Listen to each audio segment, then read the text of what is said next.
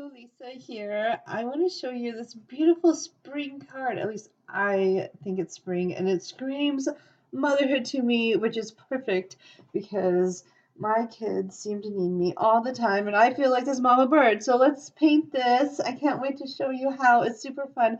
This is the card I made. This is the art journal page that I made, and I cannot wait to journal about motherhood, or I might just cut it out and then put it on another journal page about motherhood. But for this one, I used Daniel Smith watercolor, which I know a lot of people, crafters, probably don't have the $13 tubes of paint that watercolorists do. But this is another second best, and you can kind of see the difference, but for a card, it's perfect. So I just wanted to show you this, that there's lots of different ways to paint it. I actually used Daniel Smith Duochrome, which is a new color for me. And you can kind of see this is like, it will turn green if you hit it right. But if you just look at it, it looks brown. So it's really a fun color. And that's Daniel Smith Duochrome paint that will do that. And let me get started with this. I really do love the stamp.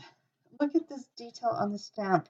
This post is sponsored by Blue Knight Stamps, and she has the best quality stamps. She presses her own rubber, a very small company. It's just beautiful. I think you could almost use this black and white and just put it on a card and almost just make it one tone, like a brownish tone or something. I just love the artwork. The artwork is by Heidi, and she's one of my favorite artists that develops stamps for Blue Knight Stamps. So if you're interested in this stamp, which it's from Blue Knight Stamps and the Bluebird and babies, it's beautiful.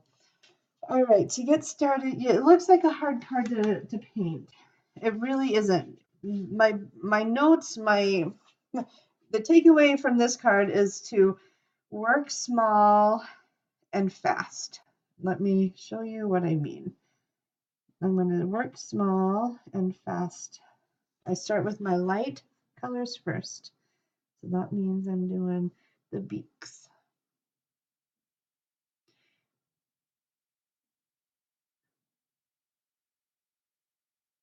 Just like this. And then I'm going to go in, because it's still wet, I can add the orange, which I desperately want, because I don't love the bright yellow right at the moment. And I'm just painting on. If you're really careful and you don't splatter, you can put this on the paper and it won't make a much difference. But if you splatter, which I normally do, go off to the side and get the pigment, and then you won't have that splatter issue, which I might have to start doing that. All right, so the beaks are looking good. All right, now I can go to my next lighter color, which is my olive color, olive stick. And I like to reserve the tips. So a lot of times I'll use the end of it, because you never know. You might want to sketch with the tip, and I don't want a yucky tip. All right, so one of the fun tips that I've learned through painting lots and lots of leaves without a stamp is wherever the point is to the leaf, you want the end of your brush pointing. Does that make sense? So I'm brushing, and this is a Chinese like watercolor technique. So like the tip is kind of down, what, at like 5 o'clock or maybe 4 o'clock. So the end of your brush should be pointing towards like the 4 o'clock size. Same thing here. This one's straight up, so I'm gonna tip my brush angle straight up, and then it's just it helps the brush angle. Now that one's a little tricky, so it didn't work on that one, but you get the idea.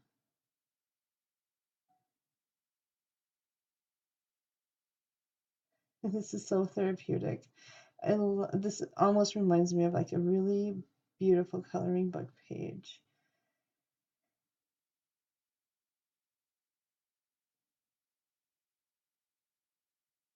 These scribble sticks really don't need a whole lot of pigment. It takes a lot of, you can, the pigments go a long way, which means it's a high quality pigment. They really thought long and hard about what kind of pigment. All right, so the green looks good. Now because the leaves are still wet, I'm going to go in with my darker green. This is evergreen.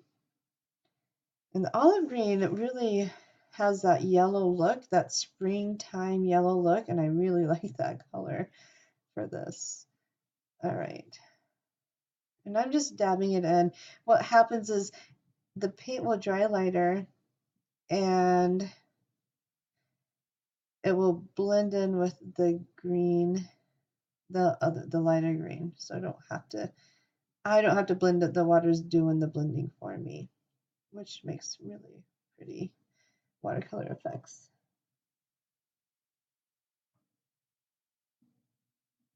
There, I like that. That's gonna look beautiful.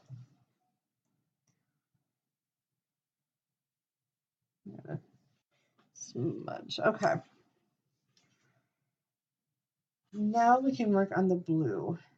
And remember, I really like to go light to dark. So I'm going to take the ocean. I used ocean.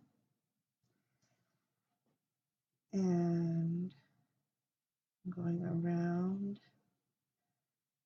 And I actually forgot to do the beak, so I'm going to have to stop with the blue real quick and get the yellow and the orange for the beak real quick. It won't matter too much.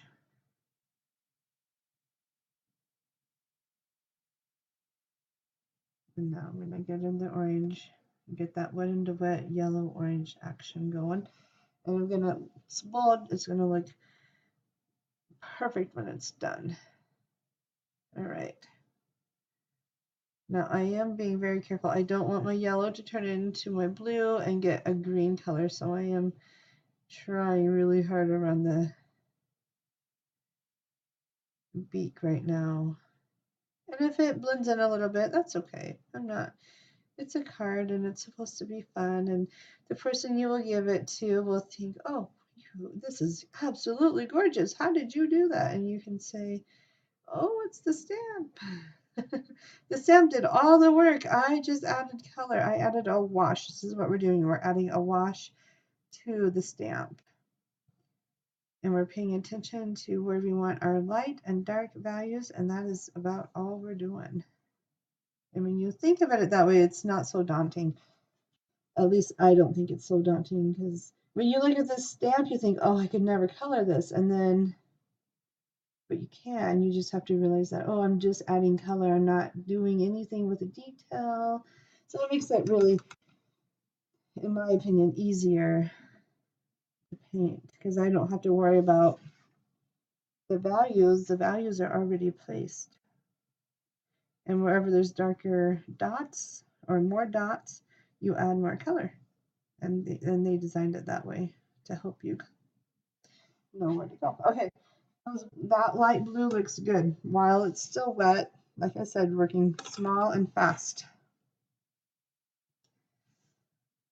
And I'm hoping to get this card painted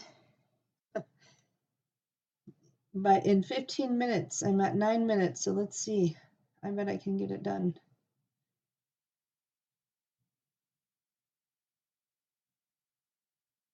This is such a beautiful card. I know so many people I want to give this to. Grandmas. I want to give this to, like, I have 2 grandmas still living, and they make me happy.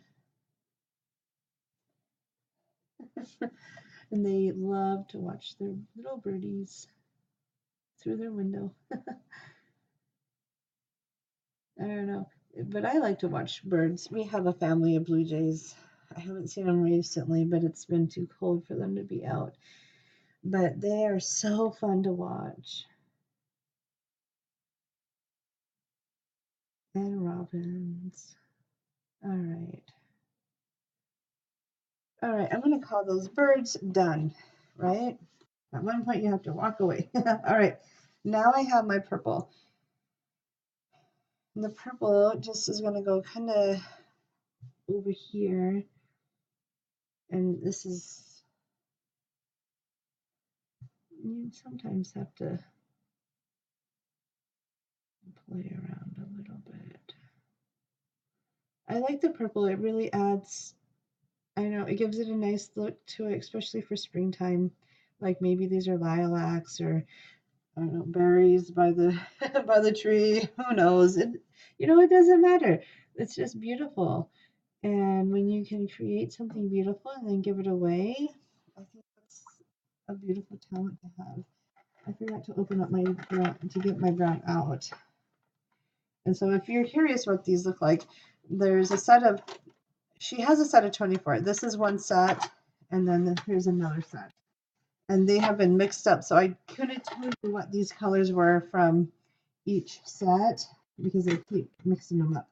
But this one is umber. And the tree is going to take the longest because it has the most. And what I'm doing here, let me slide this down. Oh, isn't that just turning out beautiful? What I'm doing here is I'm just adding another wash. This is all one layer. Like there's not two layers of color. I consider this all one layer. And I like it because you don't have to stay in the lines because the black ink will cover it up. And that's what I love about watercolors. It's translucent. So if you made a mess, if you got outside of the lines, that's okay. The point is to have fun and to enjoy the process. And I know that sounds, I don't know, almost like a magical, like, oh, if I just paint, everything's going to turn out perfect. But the more you paint, the more you realize it's okay to make mistakes. You have to make mistakes to figure out how to paint, how to learn. I have made lots and lots of mistakes, and that's quite all right. All right, we are almost done with this tree. And if you wanted to add a little bit more texture, you just come in here and dot in wherever you think you want extra texture, definition, and it will blend because it's still wet. I'm working on a wet canvas. Like everything is wet, so it's going to just blend nicely. And over here is really textured, so I'm going to add a little bit more. And then this tree, the dark is really, like it's really dark right there. So I'm going to add a little bit more paint to make it look like it's a little bit more round.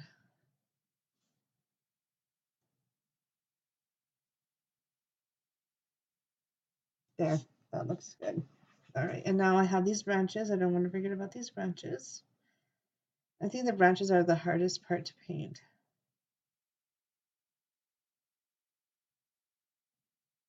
I like painting branches.